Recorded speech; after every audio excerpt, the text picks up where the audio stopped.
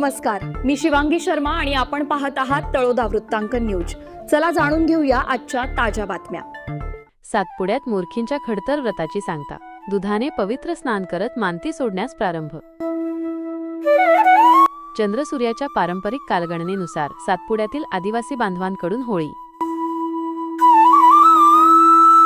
उत्सवातील नियमांचे काटेकोर पालन।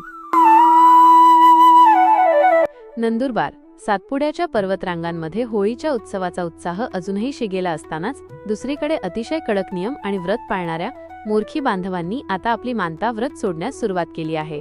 निसर्गाशी नाते सांगणाऱ्या चंद्र आणि सूर्याच्या पारंपरिक कालगणनेनुसार माघ अमावस्येपासून सुरू झालेल्या या खडतर प्रवासाची सांगता आता नदीकाठावर पर्वणी स्नान आणि अखेरची पूजा करून केली जात आहे। आदिवासी संस्कृतीत होळी हा केवळ सण नसून ते एक आत्मिक व्रत मानले जाते। या वर्षी देवमोगरा मातेच्या यात्रेपासूनच होळीची गणना सुरू झाली होती।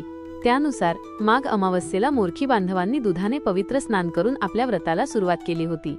अमावस्येनंतर चंद्राच्या पहिल्या दर्शनापासून हे व्रत अधिक कडक झाले। ज्या भाविकांनी होळीची ठराविक संख्या पूर्ण करण्याचा नवस मानता केला होता, त्यांनी सातपुड्यातील विविध गावांमध्ये जाऊन होळीचे दर्शन घेतले। आता ही संख्या पूर्ण झाल्याने मोरखी आपले परिधान केलेले साहित्य उतरवून पुन्हा दुधाने स्नान करत व्रत पूर्ण करत आहेत।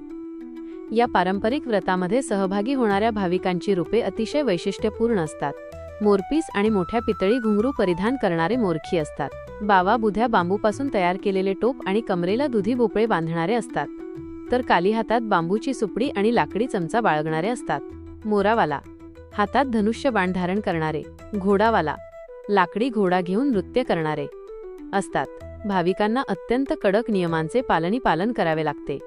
यामध्ये संपूर्ण कालावधीत मांसाहार पूर्णपणे वर्ज्य असतो। खाट, खुर्ची आणि चपलांचा त्याग करून जमिनीवर वास्तव्य करावे लागते। वापरलेले कपडे अंथरूण पांघरूण आणि साहित्यावर दुधाचा शिडकावा दिला जातो।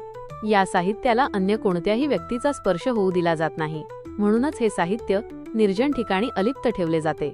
कोणालाही अपशब्द न बोलणे, प्राण्यांना दगड न मारणे आणि अनावश्यक कपडे न घालणे अशा शिस्तीचे पालन या मोरखींनी केले।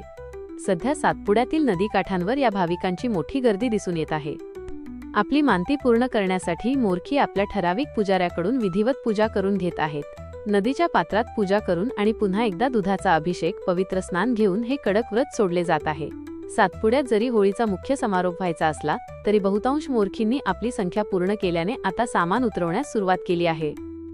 तळोदा वृत्तांकन न्यूज नेटवर्कसाठी उपसंपादक रवींद्र वळवी मोलगी।